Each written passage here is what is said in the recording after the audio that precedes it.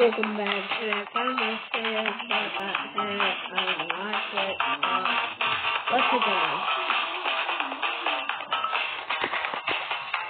So if you haven't heard already, the city of Tempe voted no for a new arena for the Arizona Coyotes, essentially putting their entire future in Arizona up in the air, and by that, it means that they're probably moving.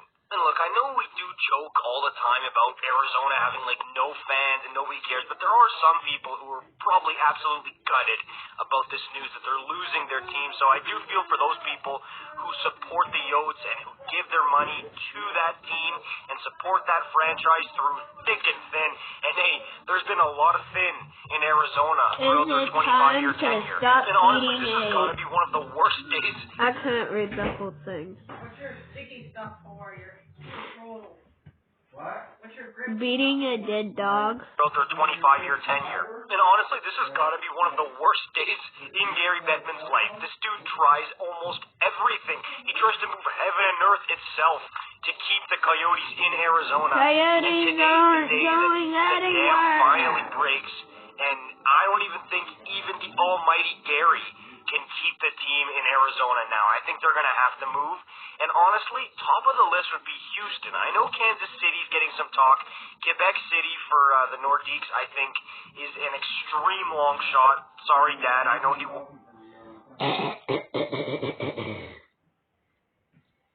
What about the one? The only?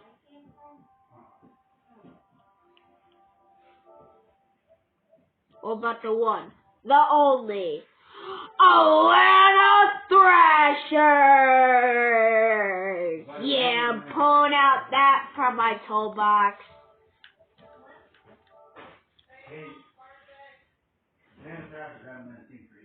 I'm pulling out that old move from my toolbox. There's already been some talk about... There's no talk about the Thrashers. Thrashers coming back. So, let's talk about who I think is very possible. We already know if Houston gets a team, they're going to be called the Houston Aeros. Maybe. We're not fully certain, but... We know if Quebec gets a city where they might be called the Nordiques. I'm right now not sure. And I think this would happen next season, in the postseason. Wants that so much. And honestly, I want it too so bad, but I think it's going to be either Houston or Kansas City or... Kansas City? Oh, Kansas City. They try to take Pittsburgh's glory. I think it's a good chance that... I mean, maybe they'll give a third kick at the can to Atlanta, but even that's a long shot. But the reason I think it's going to be Houston is because it has a few major advantages that the other cities don't. First of all, you can have a city with NHL hockey that's the fourth... 13 years? Houston, so... New York, LA, and Chicago already have hockey teams, but Houston doesn't. NHL, look at that.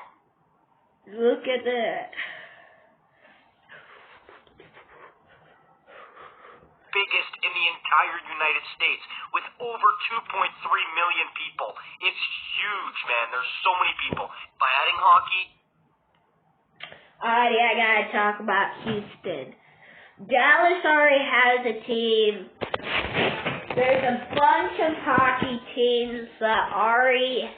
There's a lot of states that already have two teams. But I don't think Dallas... I think Dallas could be on its own.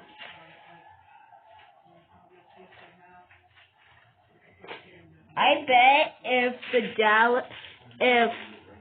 Houston gets a city, Dallas would be their Dallas would be their enemies. Yeah, that's what I was gonna say. Anyway. You'd have all four major sports in Houston, because they've got the Texans in the NFL, they've got the Astros in baseball, and they've got the Rockets in basketball. They've also got an NHL-ready arena. That's huge here, because what sunk the Atlanta Thrashers in 2011, it wasn't the fans not showing up, it wasn't the crazy mascot shenanigans they did, no. It was that they didn't have a building. That's what sunk the Thrashers in 2011. That's what's about to sink the Arizona Coyotes.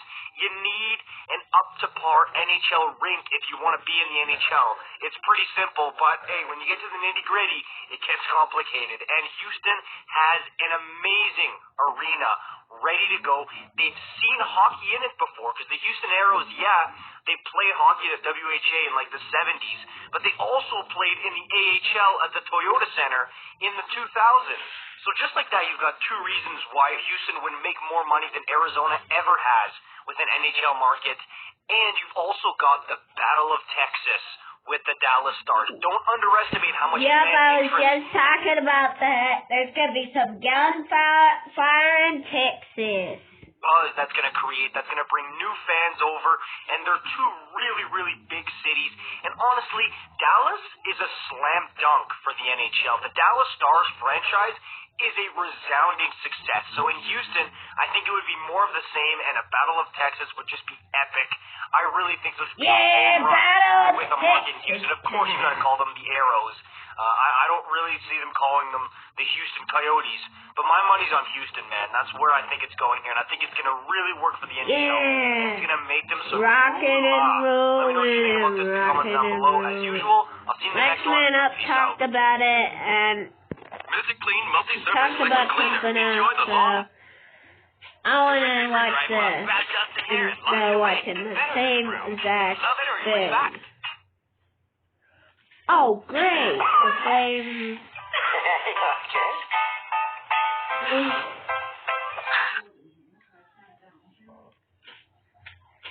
Back in 2015, with an 11.5% chance of winning the draft lottery, the Edmonton Oilers pulled a horseshoe out of their ass, as they did just that and won the golden ticket to draft Connor McDavid. This to an Oilers team getting their fourth first overall pick in 6 years was different, generational, and he would bring them to the glory land and would bring Lord Stanley to the city of Edmonton for the first time since the 89-90 season.